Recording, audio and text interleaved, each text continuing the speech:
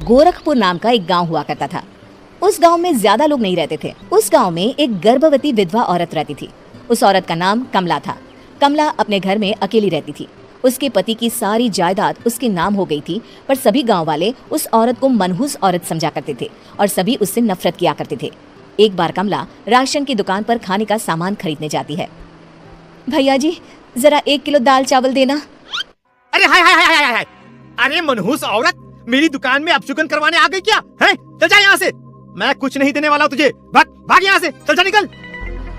भैया जी ऐसा मत कहिए, मैं गर्भवती हूँ, मुझे खाने की बहुत जरूरत है, मुझे खाना दे दीजिए।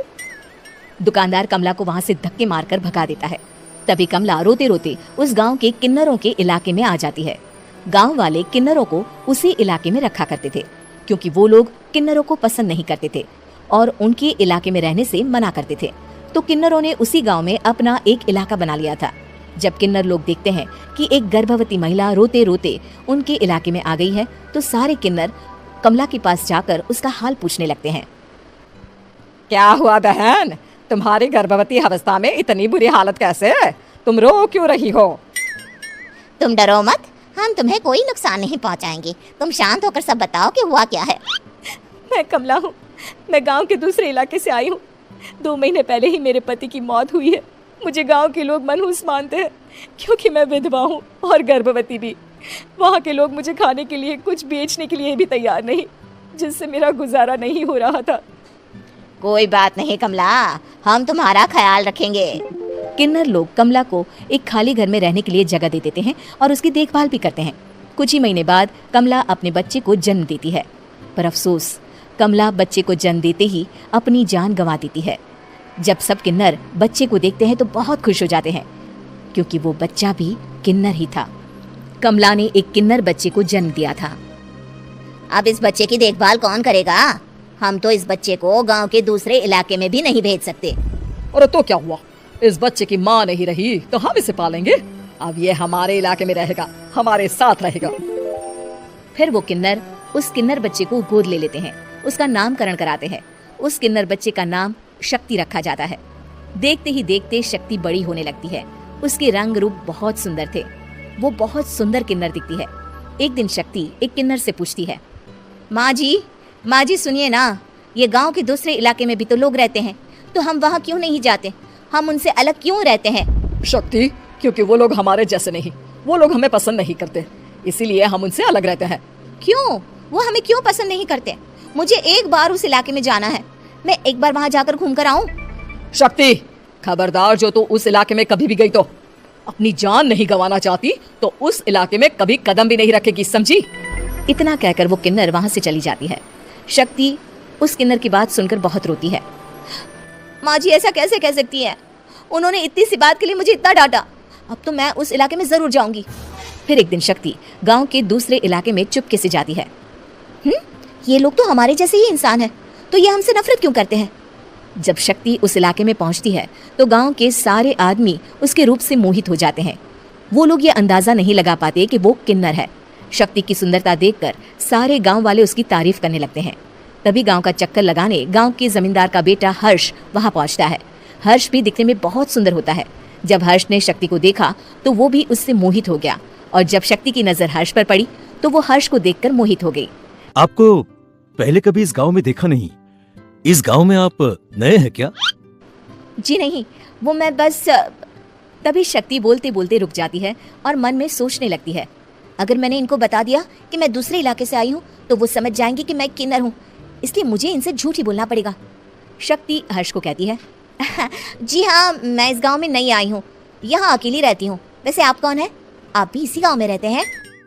जी हाँ, मैं इस गांव के जमींदार का बेटा हूँ। आपको किसी भी चीज की जरूरत पड़े तो आप मुझे बता देना, मुझे अच्छा लगेगा। ऐसे ही शक्ति और हर्ष एक दूसरे से रोज मिलने लगते। वो दोनों अपने प्यार का इजहार करने एक दूसरे से मिलने जाते हैं। तभी शक्ति का पीछा करते करते एक किन्नर वहां आ जाती है। शक्ति, मैं तुमसे बहुत प्यार करता हूँ। मैं तुमसे शादी करना चाहता हूँ। क्या तुम मुझसे शादी करोगी? हाँ हर्ष, मैं तुमसे शादी करूंगी, पर मैं तुमको अपने बारे में एक सच्चाई बताना चाहती हूँ जो मैंने तुमसे छुपा कर रखी है। तभी उनके बीच में ही वो किन्नर आ जाती है। शक्ति, तेरी हिम्मत कैसे हुई ऐसा करने की? वो किन्नर शक्ति को खींचकर गांव के जमींदार के पास ले जाती है। हर्ष भी वहां शक्ति को बचाने के लिए पहुंच जाता है। जमींदार शक्ति और हर्ष के प्यार के बारे में सुनकर गुस्से में आ जाता है और शक्ति को गांव के बाहर निकालने की सजा देता है। शक्ति ये बात सहन नहीं कर पाती और कुएं में कूदकर अपनी जान दे देती है। जमींदार हर्ष की शादी गांव की एक लड़की से करवा देता है, पर हर्ष इस शादी से खुश नहीं होता। शक्ति अपना बदला लेने के लिए मरने के बाद किन्नर चुड़ैल बन जाती है। अब मैं इन गाँव वालों को नहीं छोड़ूंगी, अब इनसे मैं अपने प्यार का बदला लूंगी। किन्नर चुड़ैल गांव वालों को परेशान करना शुरू कर देती है। एक बार वो रात को गांव के खेतों में पहुंच जाती है और वहां आग लगा देती है। सारी फसल जल के राख हो जाती है। जब एक आदमी रात को उठकर देखता है कि खेत में आग लग गई है तो वो वहां पहुंच जाता है। वो देखता है कि खेतों के बीचों बीच एक किन्नर चुड़ैल खड़ी है और वहां खड़े होकर ताली बजा रही है। गांव वाला किन्नर चुड़ैल को देखकर बेहोश हो जाता है। जब सुबह उस आदमी को होश आता है तो वो सीधा जमींदार के पास जाता है।